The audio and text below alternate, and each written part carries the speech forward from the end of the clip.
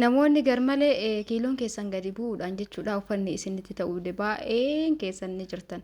Kanaafuu ammumarraa eegalaatiin nyaata kana mana keessanitti qopheeffachuudhaan yeroo hedduu fayyadamuudhaan jijjiirama guddaa argattan hundi keessanuu ammumarraa eegala namoonni kiiloon keessan gadi isin jalaa bu'e egaa eegala na waliin isin ja'a. Assalamu alaikum warahmatullahi wabarakatuh. Akkam nagaa jirtanii hordoftoota kiyya jaallatamoo fi kabajamoo akkam jirtan fayyaa keessanii alaamanni isaanii keessan nagaa isin jecha eegaa har'aan tanallee dachaaneetiin jirra. Sistamee dalagaa fi alaamanni isaa namni keessan nageenyi badhaadhaa isin jira nabira bareeda alhamdulillah isin biras bareeda akka ta'e hawwii kiyya. Itti aansuun immoo hordoftoota kiyyaadha viidiyoo salphaa takka qabadde dhufeetiin jira. Kanaaf hundi keessan haga dhumaatti na waliin tura. Waan irraa fi viidiyoo keessatti waliin haasofna. Laayikii sheerii gochuun hin dagatina. Akkasumas viidiyoo laalaa isiniin jedha dhugaa dubbachuuf yuutuuba kanarratti namni kan waan hin taane hojjetuuf afaan kamiinuu jechuudha. Afaan amaariffaatiin gulaattan mata duree ajaa'iba viidiyoo keessa seena laalame. Noormaali onni sun jiraatu mala garuu akkuma jiru mata dureen barraa'uuf hojiin hojjetamu wanni sun jiraatu mala garuu wal ta'anii namni walii galee yuutuubii kanarratti kan dalagaa jiru. Malee wanti sun daarektii ta'eetiin miti. Maaliif isaan illee akka wanta akkana hojjetan piraankii garagaraa bakka piraankii haalaa fixate kana hojjetaniif namni waan akka isa laalu waan jaalatuuf jechuudha. Fageenya hin deemu. Waa'ee namaa hojjette, waa'ee bultii namaa keessa seenanii waan garagaraa bakka waan hin taane gidi dalagan namni sirriitti ilaala jechuudha. Kanumaaf warri yuutuubii dalagullee dhugaa dubbachuuf garmalee bakka waan hin taane hojjetanii namni waan nama fayyadu waan barumsa qabu gaafa waraabee gadhiisuu namni takka hin laalu sanumarra kan ka'e namni waan inni ilaalu badallee ta'u hojjetaa jira jechuudha. Yuutuubii kanarratti uummanni baay'een kanaaf fagoo hin deemu viidiyoo maan kaleessa gadhiisa irratti ilaala viidiyoo kiikaawwan laala. Dhugaa dubbachuuf sammuu tokko viidiyoo nyaataa gisee dalagu sirriitti ilaalaa jirtanii hedduu takka galatoomuu alfaadha. Kuma torbas kuma jaas kiraallanii baay'ee jira. Haa ta'uuti immoo deebi'anii wanni yuutuubii kana gisee takka ilaalcha isaa ilaalcha baay'ee qabata yeroo takka hin qabaatu yeroo takka mana dhibbaatiin faala nama waluma keessa garuu mootu waan garagaraa waan piraankii haasawa nama waan uumamaa yoo ta'e sirriitti ilaala uummanni kun ifaaf isheen ja'a. Viidiyoo kaleessa sanii nama kuma 5 akkas ga'uudha warri ilaaltanii. Kanaaf gisee namni waan birallee gadhiisu ilaala maarratti illee qaba pilis hundi keessanuu ilaala keessattuu viidiyoo kee ilaala. Maal gochuun hin dagatin namni ilaaltan laayikii godha. Wanni isinirraa muramu hin jiru. Haasawa isinitti dheeras wajjumaan karaa viidiyootti deemna hundi keessanuu laayikii godha. Viidiyoo kana keessatti viidiyoo dheengada viidiyoo gadhiisee ture diqqoo isii kiiloo dabaluu barbaada jedhe. Viidiyoo san keessatti namoonni koomentii barreessanii jirtan wanti kun nama akkas nama furdisu jettanii ani wanti sun nama furdisa akkaataan qaamni nama hundaatu garagara. Ani waan san waan viidiyoo juusi dheengada dalagisa irra deddeebi'ee gisee fayyadamee kiiloon diqqoo ni dabala jechuudha durarra. Haa dhugaa dubbachuuf wanti lamaan suni hedduu akka kiiloo dabaluu keessatti gahee guddaa qaba muuzii fi aannan illee jechuudha.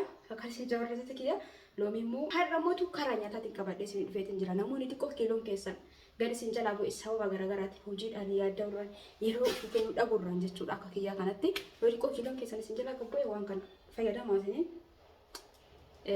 ni argitan jijjiirama isaa warri kadheengadda illee hin ta'u jettan anaaf ni ta'a.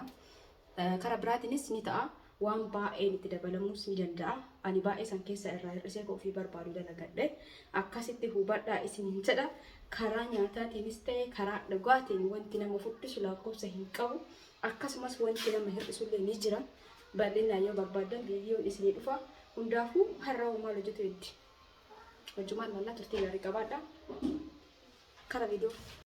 Jiddumaan immoo hordoftoota kiyya namoonni meeshaa babbareedaa maatii keessaniif diriyaa garagaraa egaa walumaa galatti minxaa fi babbareeda orjinaala namoonni barbaadan karaa waasaappiitiin heloo jedha lakkoofsi kiyya kun akkuma asirratti argaa jirtan kana iskiriinshaatii godhatu gootanii ordarii godhachuu dandeettanii minxaafiin kunillee baay'ee takka babbareeda kallattii man gara viidiyootti yoo dabarru kunoo asitti shunkurtii kaarootii timaatima na barbaachisa. Egaa akkas godheen booda akka hubattan abdiin qaba. Akkana qopheeffadhee viidiyootti isinitti agarsiisa gisee jiru isinitti agarsiisnee akka hubattan abdiin qaba. Kallattii maan immoo asitti maxxabashaa kii irra kaa'ee ga'een booda zayitiitti qiceetiin jira. Egaa viidiyoo seensarra argitan san gara dhumaatitti isinitti agarsiisa. Wanna san wajjin nyaatamu dalaguuf jechuudha waan salphaa. Kanaaf hundi keessan hanga dhumaatti na waliin turuu hin dagatina. Egaa zayitiin kenna ho'ee bakkuma takka itti naqa hundaa. Bakkuma takka jechuudha maaliif nyaata nama furdisuu ka jalqabarra isinitti agarsiisan dalaguu fi cinaan immootu waan isa wajjin nyaatamu akkasumas hanqaaqullee kun cinaa kanatti irra kaa'eetiin jira killee jechuudha hordoftoota kiyyaa egaa kanatti naqeen booda daqiiqaa muraasaan booda ni ilaallaa killeen keenya kun akkanatti danfutti jirti yookaan bilchaatutti jirti affeelii fi kun immoo asitti siqoon keenya bilchaataa jira maashaallah tabaarakallaa eeguma akkanatti bilchaateen booda ergi itti godha kun akka waqtan argiin qaba asitti viidiyoo waraabuu jalqabarra biyya keenya agarsiisan jedhee kan jira wanti addaa wanti hin jiru wanti akkasuma timaatimaa fi kaarotiidha timaatima illee biitaa akkanatti ciradhee akkanatti barbaade hundaa tokko takka wanti itti godhee illee akkanatti barbaadee kan jira jechuudha yoo takka kan goone hin jiru biyya muddamaa wayii akkasii jaarriftoota biyya asitti hanqaaquu kenna ni affeella sanin booda egaa namoonni fudhachuu barbaadan viidiyoo dheengaddaa irratti juusiin kun nama furdisuu warri jettan hedduu nama furdisaa juusa sanitti jechuudha aananii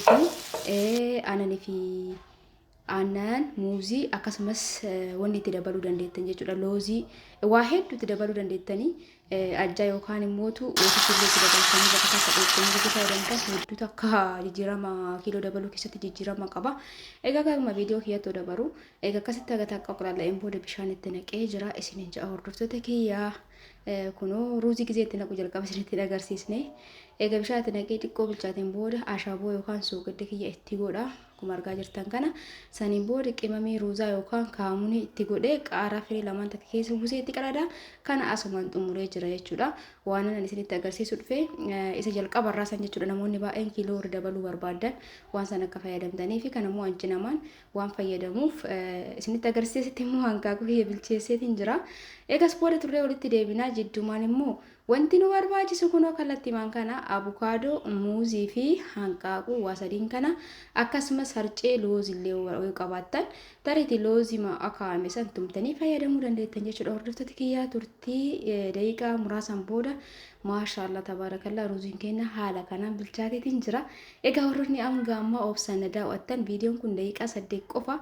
takka keessan baay'inaa laayikii godha hundi keessanuu jechuudha akkasumas yaada muraada keessan barreessa please hundi keessanuu sheerii godha warri channel keessa subscribe godhin subscribe godha maashaallah kun asitti sa'aatii isinitti fudhadhu jedhee haala kanaan cicciree akka ijaafuu nama hawwatutti qopheessee jira wanti namatti qicaa jiru kuni loozii daakamaadha maashaallah namni nyaata kana fayyadamee kiiloon isaa dabaluu baate koomentii naa barreessu kana isiniin jedhu hadha nyaattee buru furdatu osoo hin taane yeroo kamuu kana fayyadamii san booda kiiloon kee dabalaa dhufa haga barbaadde irra gisee keettu addaan kutte jechuudha maaliif nan isitti argame kun hanqaaquu affeelama muuzii abukaadoo akkasumas harcee loozii yoo barbaadan immoo aannan illee asirratti naqxanii namni isinitti ol nyaatu dandeettanii yoo asirratti naquun isinitti hin tola nama akkasitti hin jaaladhu aannan cinaadhaan itti unattan jechuudha kana nyaatanii booda cinaadhaan ruuziin kennallee kunoo maashaallah tabaarakallaa akkanumatti gizilaalan nama quubsaa namoonni furdachuu barbaadan yookaan kiiloon keessan akka dabalu barbaadan